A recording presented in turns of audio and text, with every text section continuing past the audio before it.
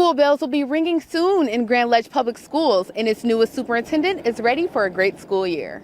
I lived here my whole life. So when I went to Greenwood Elementary School when I was in kindergarten, and then I moved to Wacusta Elementary School, and then I went to Hayes Middle School, and then I went to Grand Ledge High School and graduated in 2000. Despite his deep ties to the city, Dr. Bill Barnes had no idea his journey would lead him back to Grand Ledge. I studied engineering for a couple of years, and then and realized that that wasn't what I wanted to do for the rest of my life. I wanted a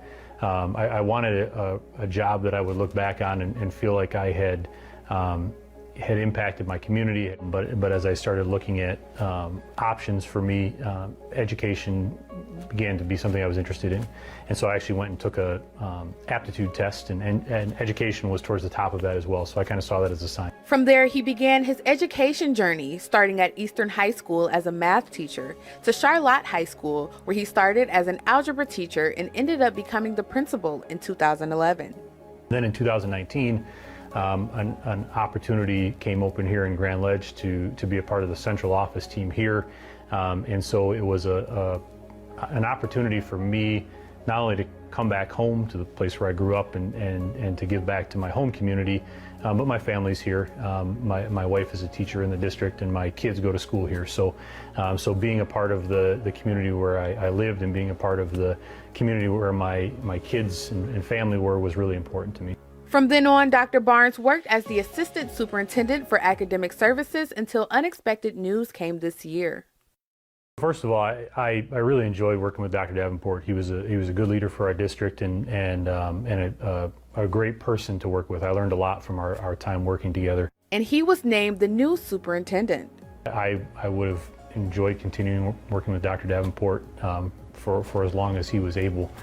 So that that part of it is sad, obviously, that he had to transition on. But from my perspective, the opportunity to come in and to be able to sort of pick up where he left off, and having been in the district for 3 years, I know the people, I know the community, I know the projects that we're working on, and so it's allowed me to transition into this role and just sort of keep things moving along.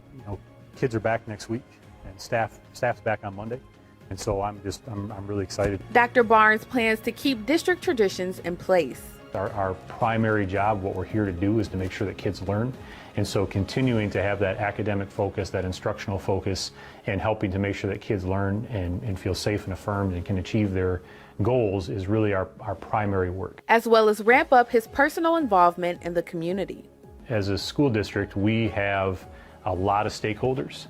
But our most important stakeholders are our kids.